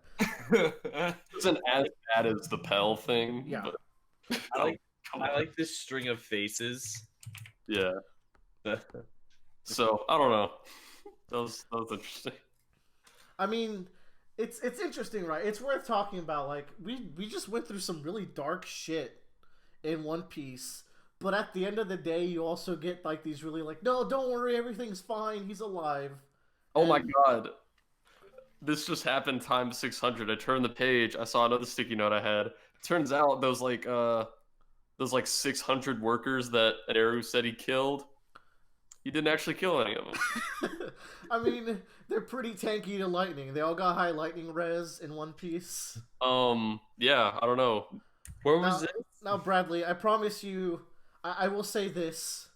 No one dies in One Piece until people die in One Piece. Okay. And then people really die in One Piece. Because I was like, I don't know. He blew up a continent, but he can't kill a single one of these guys. Let's say that Oda is kind to us until he's not one day, and then you're just like, whoop, I guess this is life now. Luffy's big deal was that he was immune to Neru's lightning, and I was like, yeah, so is everybody else, apparently. They were hurt. I'm sure someone died. I'm sure there was 2 deaths. Oh my god. I want to talk about Robin's face here, because she just looks like it's a face of contentness of having gone through her first adventure with the Straw Hats. Yeah. It's nice. It's also early in the chapter where we're just getting a 2-page spread. I think 6 pages in or so. Yeah. After we find out that Neru's a bitch who wouldn't be able to kill a fly. We finally find out what Endless Vars is. Mm-hmm. He's flying to the moon. It's the fucking moon. Makes so much sense. He's flying. Tyler's not a crazy person anymore. Yeah. It's an even bigger Vars that's floating even higher, and it's like a celestial body. So he's like, oh, obviously that's where gods belong. That's gotta be an interesting thought where you're living in this kind of cloud city, and there are things below you that's a land, and you're above it. So the only assumption therefore is there's something else above you, if you think about it. Because if you have it on the ground, people don't believe that there's something above them. There's not a sky island, so they have to believe. They're like, oh well, if we're above something's got to be above us. That's their train of thought. It's so interesting because to us the heavens is the limit because we're the highest. Yeah. And I'm gonna confidently say, don't come at me, conspiracy theorists, that there aren't sky people above us currently. So we're at the highest point, right? And it's cool to think that this culture that is even higher than us, they also look into the heavens above them. And it's oh, there's something higher. And what's cool is in the very first time we talked about Skypeia, Joe brought up that to the Skypeians, Vars getting launched into the sky is like, this is a miracle. This is the coolest thing. We're getting a piece of the people below us that we can't interact with very often. And it's cool that that little piece of Earth, it would seem so insignificant when above them there's this endless amounts of Earth that they don't really understand, but this god is like, that's where I belong. And it serves as like a last misunderstanding. But this one's between the reader and Neru, because you look at this and it's like, what the fuck is going on through your mind? You can understand it, but it's such a bizarre goal that totally fits, but it's so different than anything you would have expected. I like this. Like, we knew he was a psychopath, but this is the part where I'm like, oh my god, he's like actually fucking crazy. Look at his face. Yeah, his face here, he feels even less human here than he did before. I'm like, no, he's actually out of his fucking mind. He's showing this reverence to the moon. It's like he's like a Dark Souls Bloodborne character, looking up to like the sun or the moon, just like musing about it. Yeah. And it leaves you with a sense of like, wait, did Enru even lose? Did we win? Yeah. He got exactly what he wanted. Sure, he didn't get to bring anyone with him, and his secondary goal of putting people in their place didn't go through, but he still gets to go to his godland. And like, this is when I was talking about it before, how I really liked how Enero was kind of taken out of the story. I'm like, this is really good, because it's like, if in One Piece, if we're not going to kill our villains, you know, how do we remove this guy from the battlefield? And I mean, he kind of did it himself. He's going to go to the fucking moon in a super organic way. Yeah. And now you get to join the club of wondering what the fuck is going on. Yeah. This is the beginning of mysteries that me and Willard don't even know what's happening anymore. Yeah. So let's see. I feel like there was something else I wanted to say about the moon. The moon. I don't remember. I remember getting to this page and I was reading. I was like, "What the fuck?" Like I just thought like Enru was just crazy. He just wants to be on his little blimp boat and like sail around above everybody. But no, he literally just wants to go to the moon. And all right. There's also this idea of like, how the fuck's he surviving up there? Is there an atmosphere in One Piece space? Is this Kingdom Hearts? I assumed he was gonna fly up there and just die, but then I was like, "This is One Piece, so he's obviously gonna come back later." Obviously, not even space can kill anybody. Maybe he has lightning lungs, but then does that explain the things me and Joe know? Like, I don't know. God, no one does it because they're. Oh my god. Woo, this is fun. All right, let's move on. There's the third beat here with the third bonfire, which is so wholesome. We're finishing that 3 beat. Everyone is here. Everyone is here. The snake and the Shandians and the angels and the straw hats. I don't even know if you can see the straw hats here. You can see Luffy in this little panel to the left. And I like how the light is like, oh, look at him. The savior. We just get a few pages of everyone partying, and it's fucking awesome. Yeah. I love Zoro drinking with Braham, it was cool, right? Because you brought up how Zoro was merciful to Braham when he beat him because of his character development. Yeah. And it's cool to see him drinking with him, because it's like, all this senseless fighting, there was a big theme of context and senseless fighting, and it's cool to see. Oh, I just realized, I was looking at their hands. I'm like, why are their hands drawn upside down? And I realized they aren't cheering. They're tipping their glasses over to show that they finished drinking. Yeah. Yeah, a lot of these panels are fun. Like, I love Sanji dancing with the old lady. He feels like Brock to me, where it's like so many girls are just like, ugh, but every once in a while he finds like an old lady that he's like. I'm sure he got laid in Whiskey Peak. I'm sure. Maybe. Maybe. Here, once again, no, probably not. Willard, we're confirmed that he's the virgin boy. Oh, bummer. Remember? Robin again with that face of fulfillment after a first adventure. Yeah. You got Nami dancing with the picture lady, which is fun because she asked for a lot of money and they're both into money. Wiper looks embarrassed, which is just very wholesome. The Conus's dad has the big belly button hair. Yeah. So many cool things with that spread. The next chapter, chapter 301, pretty much starts off with Luffy waking them up. and saying we're gonna steal the gold and run, which is fun. It's I like, love this because they actually act like pirates. they're like, we came here to be fucking pirates. Let's be fucking pirates. Yeah. So yeah, they're kind of planning their goal to get away, and Robin kind of she kind of thinks about the poneglyphs for a little bit, because she says the poneglyph stones I'll never find if I don't look for them. I really thought my search would end here. And don't we get some more moments with them later on in this volume?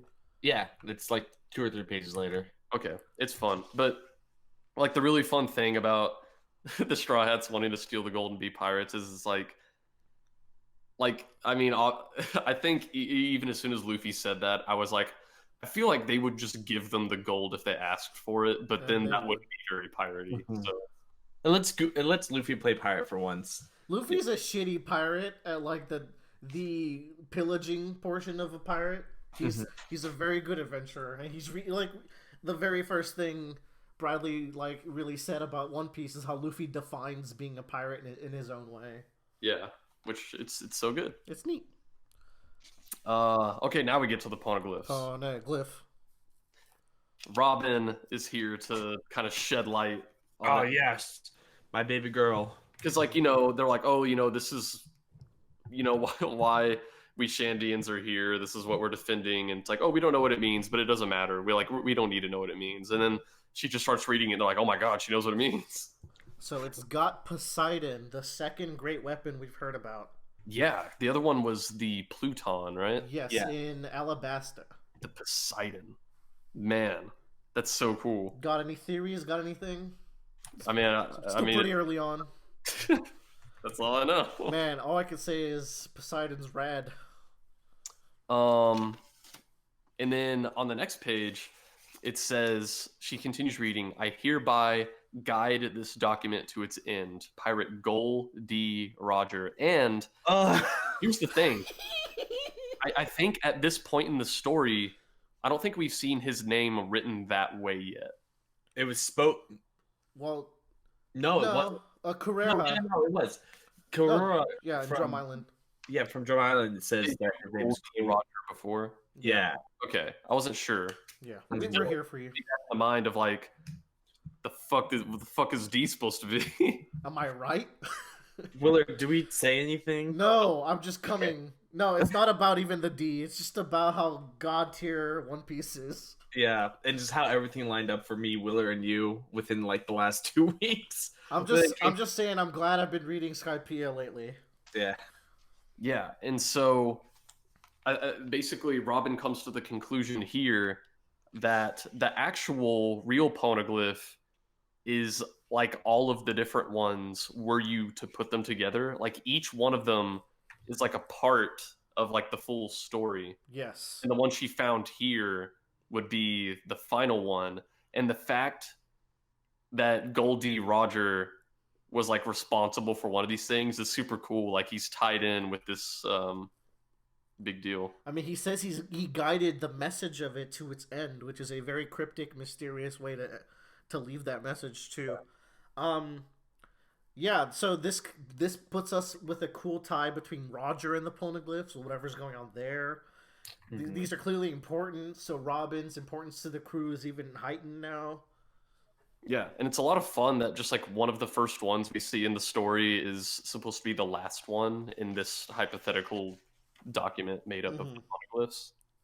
So it's pretty badass. Very cool. Also, we talked about how 20 years ago, a group of prominent Blue Sea pirates were in the island. We now get the confirmation that those pirates we heard about earlier in the arc were the Gold Roger pirates. Man. Cool. Neat. And Anyway, Skypeia over. Let's get the Water 7. and basically like, you know, obviously this poneglyph is meant to convey a message that these people couldn't read, but whenever she reads it, it's kind of like message received. This poneglyph has fulfilled its purpose. It exists, like it was brought to where it's supposed to be. So they're like, it's mission's fulfilled. We don't have to fight anymore. Yeah, they it's kind of like a relief of the tradition off their backs now. Yeah. because they're in a whole different area, the whole perspective of life, and they can move forward now. And Yeah. they're not stuck with the thing that caused so much conflict. Isn't it wonderful that like it took us 6 volumes to get here, but you get this really complete, rich story. Everything's tying up really nicely. Is Skypeia 6 volumes? It's like 5 or 6. Some shit like that. It's the longest arc yet. Yeah, that's true. So Robin kind of has her new quest. She needs to all the poneglyph documents that she's read. She needs to get them to like together to like find that information when she gets to the Grand Line, to Raftel. Which have we seen the name of this before? We have. Raftel is the final island of the Grand Line. I figured we had seen it before. It sounded familiar. So I want to put this in your head early so you're not confused later, because this is actually news that we very recently got, but we only got it through a movie, and I don't think this is a spoiler. Okay. Do you think, Joe? I don't. Probably not. It's probably best if it's a translation thing. It's probably best for him to like know it. It's a translate. So Oda has, through the most recent movie Stampede, retconned the word Raftel into Laugh Tale. Okay. So it's the island of Laugh Tale. So if you ever see that word, it's synonymous with Raftel. It's the same island. Yeah. It was a mystery revealed to us, but it's like a translation mystery. So I don't. I'd rather explain it early as opposed to later. It also comes. It's another thing where like R's and L's in Japanese are translated as the same or something like that. Yeah, they're interchangeable in a way. Yeah, so like you could read it as Laftel. Yeah, as well. And then you get Laugh Tale. Yeah. I just know that one day when I can finally look at One Piece stuff online, I'm gonna be so confused because everyone's gonna be saying stuff. I am doing my best to prepare you. You're putting a shame on my work if you say that. It's gonna be hectic. And like I didn't even know about the whole Laugh Tale thing until I started reading about people and their theories. I'm like, what the hell are they talking about? Yeah. But yeah. It's very recent stuff. And this is even more interesting on the next page when they're like, that boy with the straw hat, he has the same feel about him as Roger once did. And she says his name is Monkey D. Luffy, which, one, it's really cool because all these people are like, oh, he has the same feel as Roger. And I was like, oh, he also has the D in his name. But then there's another level where we always keep track of who Robin speaks of by name. And she didn't have to name him here. She could have been like, oh, that's my captain, which I feel like she would have done with anybody else. Like, if someone commented on Sanji, she wouldn't have been like, that's Sanji. She would have been like, oh, yeah, that's our cook. That's his cook. But yeah, she's been calling Luffy since, what's it called? Alabasta. Yeah. Mm-hmm. So, yeah, like D, the letter of his name, that can't be a coincidence, blah, blah, blah. It's really cool. And she says, I'm sure Luffy's destined to make his mark on history, and we know how much she loves history. She probably wants to be a part of history with him now. So I'm glad we're getting here. I don't think it's spoilery to say that, and you can get a sense of this, that D is like the biggest mystery, or like one of the biggest mysteries in One Piece. We've seen it all over the place now, and it's cool as you piece it together. Like, we're getting to a point where like I think I know what it means, but it's cool. We'll keep pointing out like instances in which D pops up because it's a cool mystery to piece together. I'm trying to think. We know Gold D Roger, Portgas D Ace, and Monkey D Luffy. Do we know any other? We know Boogie D Clown. That's a joke. Man. But that would be great. I believe that's all the D's we know. It is. Now. Wait. Yeah. No, not yet. We haven't been introduced to the next one. Okay, cool. Okay, the next one is at the... Shut up! It's at the end of the One Piece. It's the end. Yeah, there's no D's until the end. Yeah. Everyone's stealing the gold, and there's this panel where they're running away. They're all running away together with the gold, and I don't know. I put a sticky on it just because of Zoro. I just love whenever he has a genuine smile on his face. Yeah. Yeah, he's such a rough and tough guy that I love seeing some genuine smiles from him. He's such a badass. And then chapter 302 is straight up called finale. Yep. That's the last One Piece chapter. Yeah. man, One Piece was a good manga, guys. Yeah. I don't know. I don't know what we're gonna do on the podcast now that One Piece is over. Now all the podcasts will be an hour long, and we're just gonna breeze through them. Mm-hmm. This is the actual last part of the Ace cover story. I think the little girl's parents were part of the Navy. I don't know. It's fun. I think we're kind of we're kind of like concluding what Skypeia is going to look like when the Straw Hats leave here. One thing that's a lot of fun is Isa. It is Isa, right? Yeah. I remember, I think on a previous podcast, I was like, I'm 60% sure she's going to end up being Kami. And I said that just because she has really powerful mantra, but I think obviously Ganfor is their pick here. Yeah. It is fun, though. So, let's see. She looks... Okay, yeah. She says she wants to be just like Luffy when she grows up. And it's funny, on the next page, her hair, but especially her face, looks just like Luffy. Yeah, that is such a Luffy smile. I don't know. I think it's a lot of fun. I don't know if it means anything, but I love it. I can't wait for her to be the protagonist of One Piece 2. Dude, what if? Two Piece. On a side note, Bradley, I heard Ward is currently longer than Worm. Can you Yeah, believe that shit? I saw that on the subreddit. Apparently, it surpassed Worm in length, which Fuck is that. not very attractive to me. Jesus. All right, moving on. Scary thought. So yeah, the Shandians and the Angel Island peeps are gonna live together in harmony now, because there's not necessarily a reason for them to fight, and they kind of have to. It's well-deserved harmony. We go back to the Merry Go, and everyone's kind of saying what they're going to buy with their gold. And I think it's a lot of fun. It's just more characterization for all of our Straw Hats, all the things that they say they want. Like Usopp wants his cannons, and Sanji wants his refrigerator. It's a lot of fun. Yeah, Usopp wants to invest in the ship, Sanji wants to invest in his profession, and then Luffy's just goofing around. Yeah, I want a big old statue. This little gag with them dropping off is such a fun throwback to when they fell off in the ball trial. Yes. Because like it even does. even the Mary's eyes are popped out. It's great. They get the back shot of all of their eyes just. And it's a really fun send off where all the inhabitants of Skypeia ring the bell for Luffy as he's leaving, so that way he'll be able to come back someday, just like Nolan. That's very beautiful. All right, anime interruption time. Wee woo, wee woo. At this point, when they drop off in the anime, they actually drop off in a marine base called G8. What? This is important to bring up because G8 is notoriously considered the best filler arc in One Piece.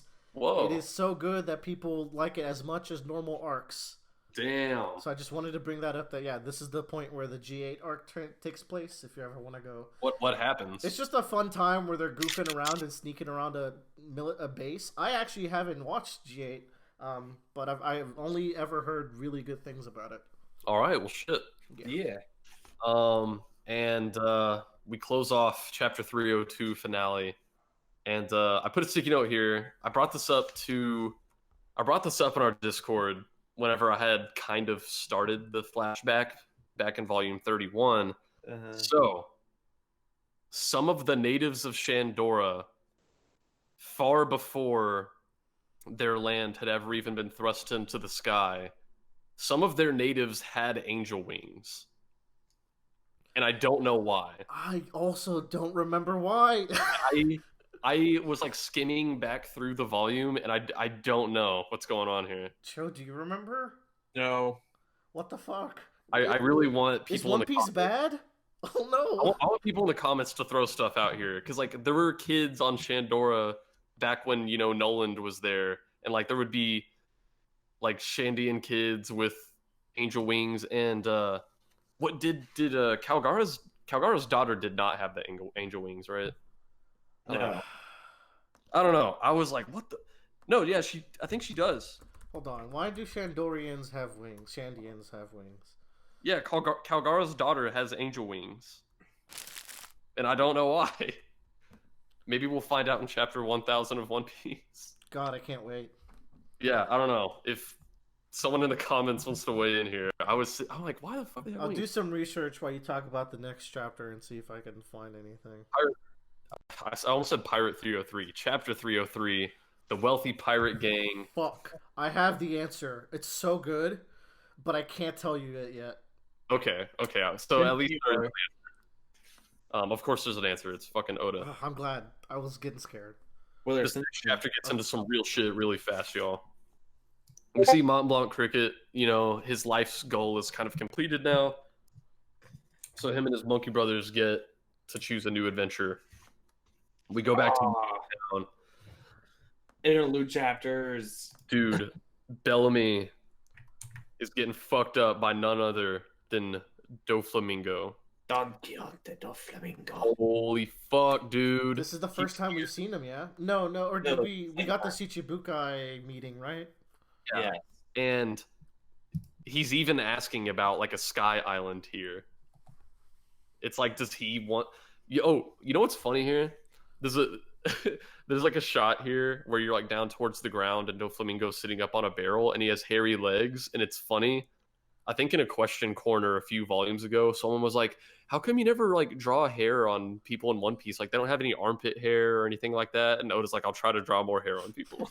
Sanji has leg hair and Doflamingo have leg hair. Those are the two leg hair characters in the story so far. So I thought it was fun. But yeah, like the Damn fact that he's here is like, holy shit.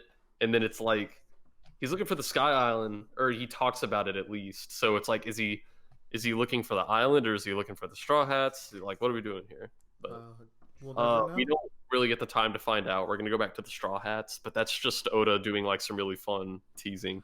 Doflamingo is fun. He's a lot of people's favorite antagonistic force. He's cool. I know Tyler really loves him. Yeah. Jesus Christ. We also see that the Straw Hats have a lot new, like really good versatile gear. Like Nami has the Waver, and we have Usopp saved a bunch of dials, and these even get use in the next volume, which is really cool. So as we go through the story, we're just kind of like increasing their arsenal here. Really cool. I like how didn't he trade rubber bands for the dials? Yeah, he trades rubber bands. He was like, these rubber bands were integral in taking down the Giant Jack. And so they kind of realize that they ought to spend money repairing the merry-go because it got fucked up pretty bad in Skypeia. And Luffy says, let's add a carpenter to our crew, which I think sounds awesome. I don't like see the only people I ever knew before starting One Piece, the only people I knew were going to be in the crew were like, Nami, Zoro, Sanji, and Chopper. Like I never knew Robin even existed or that she would join the crew. Oh, this is so good. So I don't know if we're gonna actually add another full-time crew member. Oh man. Oh man, dude. I'm so excited. Every crew edition from this point on is so fucking fire and I can't wait to hear, because you now get to enter the point of One Piece where this is around. We're getting close to the point where I started One Piece, like the point at which I caught up. And I've been reading weekly ever since. Every arc has like a blank for Straw Hat campaign where people want certain characters to join the Straw Hats, and I would from this point on, whenever you meet a character, if you want them to join the Straw Hats, I'd like to hear it. And that's gonna be fun. I'm gonna like that. Yeah. But yeah, I think I'm really excited going forward because, like I said, like the only people I ever knew would be part of the crew was everyone before Robin. Like I was really surprised when Robin joined the crew, and that's why I was also like scared the first time she got really hurt, because I was like, fuck, like I don't know, maybe she could die. I don't know. Yes, you know nothing from this. That's exciting. That's exciting. Had a carpenter to our crew. I don't know if like we're gonna get another permanent carpenter member or if they're just gonna like meet someone who's gonna repair the ship. It's really cool. Man, who knows? Not really an important tidbit, but this is the first saga where someone hasn't joined the crew. Yeah, like big saga, and we came out. We didn't even have a guest crew member or anything. Yeah, this no BVs or anything. Yeah. It's pretty fucking cool, guys. Ooh. I'm excited. Ooh. Oh my god, Riley, I'm so excited for this saga. This is literally my favorite one of all One Piece. I assume you're talking about Water 7 and not the Foxy boy fight. That's just an arc that's part of it, but it goes into it, so that's why it's part of the saga. Peak One Piece. This end of this chapter, there's something weird going on in the last page. Yeah. What's going on in there? Yeah, this the greatest power in the Navy, Admiral Aokiji. Aokiji translates into blue pheasant. He's riding his bike on the ocean, looking at the wanted poster from Monkey D. Luffy. Whoops, sorry about that, he says to a friendly dolphin. Ooh. I love this man. I hope we get to meet him soon. And he says, not an honest fellow in the whole family, which makes me imagine that he's probably had a run-in with Ace, or maybe even this motherfucker was in Ace's, like, chapter cover arc. Joe, I'm just giddy with I didn't realize we didn't know yet. This is so fun. Yeah. Oh, man. So my current speculation is that this guy was, in fact, present during Ace's chapter cover story arc. So he just got off of dealing with Ace. He's really fed up with the fucking with Luffy's family. Or with Ace, and I don't know. He's like, not an honest fellow in the whole family. I'm gonna go fuck up Luffy. These emotions are the best Christmas gift Bradley could give me. Yeah. Bradley, do you remember after the Axe Morgan arc, I asked you a question, right? Like you wanted me to like keep track of like how I feel about the Navy as we go through this. Oh. Yeah. This is going forward. Keep that at the forefront of your mind. Cool. Yes, sir. All right. Yeah. So let's see. Yeah. Want to take another break? I think we're entering a new volume here. I'm good. All right, I'm fuck good it. too. God, I'm so excited. Once we get pets. Are you laughing at the monkey faces? Yeah. That's good. These are I love One Piece because the visual gags of One Piece are so good and there's so many of them. I just forget that they happen. It's great. That's funny because before the next chapter starts, we have Straw Hat Theater. Yeah. I don't know. There's just these. It's just I don't know why Oda decided to do it, but it's fun anyway. What? I don't have that. It's in the volume only. The crew is singing this song to try to get fish to like jump in their boat, and I don't know, these like legendary musical eels appear. It's fun. One Piece is fucking dumb. So yeah, we're chapter 304, Long Island Adventure, and I was like, oh my god, we're going to New York. I mean, So I have a question. I'm sure there's a New York island, Joe. What would be your rating of Skypeia? It's been a long ass time since we've gotten a rating. we have to upgrade our fucking chart because I think we got Jaya, but we didn't get Skypeia. It's always funny because like when I rate stuff, I could rate it like overall, but then I could also rate it like compared to other One Piece arcs because like even a bad One Piece arc is still really good. So I think my overall enjoyment of Skypeia was like, I'll give this one a 4 out of 5. I think we've had 5 out of 5s. Like I think Arlon Park was a 5 out of 5. Yeah. all right. Will it get? Oh, we need a. Yeah. Oh, okay. Will and I went the same for the past 4 arcs. Skypeia is the first one that's different. And Yeah, it was Wheeler a went- tiebreaker. Did I get it? Sweet. You got it. Yeah. I thought Bradley was gonna have a much more negative reaction. But to be honest, going through this with Bradley made me really enjoy Skypeia a lot more than I did the first time around. Yeah. There's just a lot to talk You about. can see, knowing the story of the Shandians, how reading it from the start again gets it like more context, and then you get to really analyze like stuff like Eneru. Yeah, It's cool. because it's really it's also just I imagine like going through One Piece again once you're at the point you guys are in the story. Like you just get to get all the fun reread Oh, stuff. it's fantastic. once you finish Foxy Boxing, I'll probably end up reading Water 7 with you. Foxy Boxy. Foxy. We show up to Long Island, and this is funny. I've seen a clip. I've actually seen like a clip of this. I think with the really long deer. I think we posted it once. Yeah, I think you should. Yeah, I think that's probably what it was. And I was like, oh yeah, I recognize this. Long Island's a really fun concept. The Grand Line has a bunch of The long bear slays me. Oh my god. If that isn't the funniest looking thing in the world to me. yeah. Long Island's a lot of fun. I like how Luffy, Usopp, and Chopper just get long just looking at him. So dumb.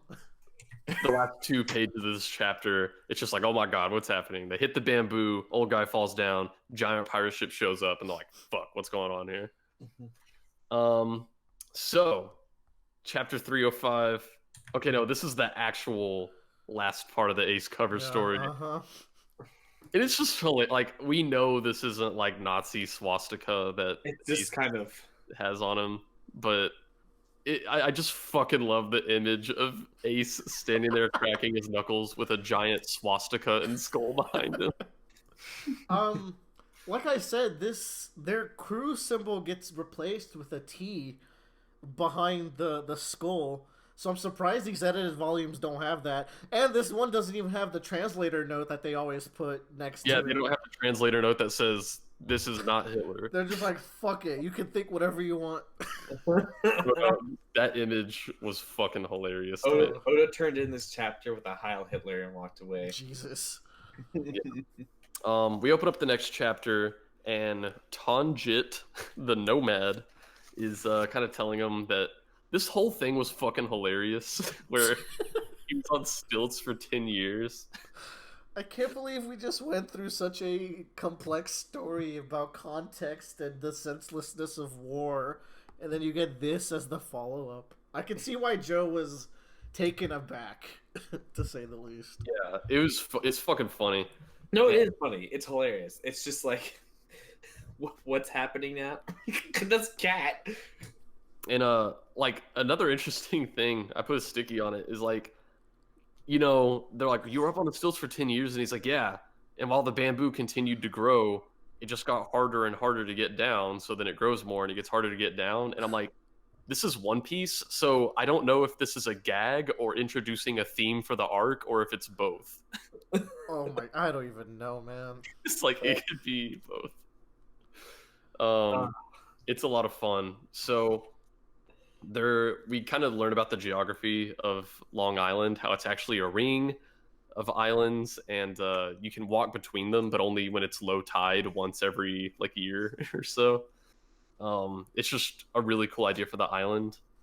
And like, we're about to get to, there's 2 pages where I get so many emotions in the span of these 2 pages where Tanjit is reunited with his horse, and I'm so happy. And then it shows the mini flashback where the horse was alone and waiting for him, and then I'm so sad. And then it cuts back to them being together, and I'm so happy again. And then the horse fucking gets shot, you guys. This has to be like such well executed intentional whiplash. Like, you gotta give credit to Oda here. It is 100%. This is Omega level threat level whiplash right here. I was so not ready for this. Like, okay, you're allowed to shoot people in stories, but you're not allowed to shoot animals. Yeah. Not okay for me. The Iraqi treatment of like, oh, you want to set a bad guy as a bad guy?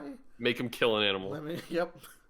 Oh my god. Shooting this, I was so worried, and then like I had to console myself, like, no, if we didn't kill those 600 people, we're not killing this horse. I was like, the horse is gonna be okay. Oh goodness. I was like so distraught for a minute.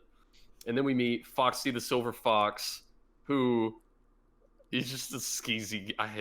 He's such a slime ball. Just looking at him, what a design. Such a slime ball. Portia's hot though. I like her. Bradley said some choice words about Portia the other day. I said I'm just gonna say it. I said I want. Willard said, "Man," I said this thing, and Will was like, "That is on brand." I was like, "I want Portia to poke me in the face with her nose," and Willard's like, "Yeah, okay." That's a Bradley, all right. And then also Hamburg, which I just realized his name is really fun considering an attack he does next volume. Indeed. I do like these character designs. They all look really cool. Mm-hmm. That's bold. A lot of people would come in here and say, these are stupid.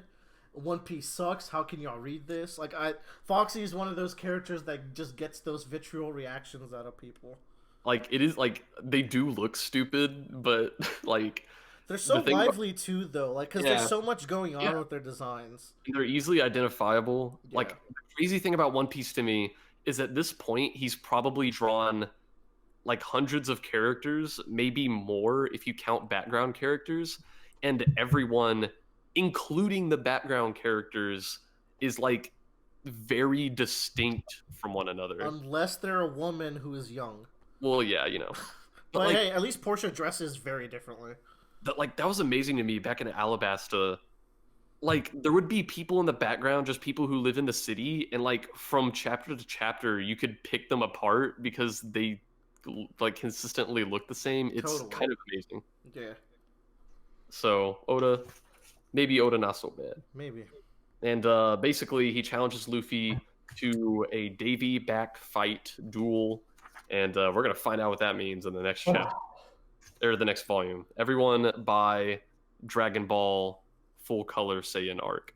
Cool. Can do. I'll just experience the Saiyan arc for the 17th time. I think you need 117 time more. What I don't. Oh, I think the previous volume. Oh no, they advertised Jocko the Galactic Patrolman. Which I have never heard of until now.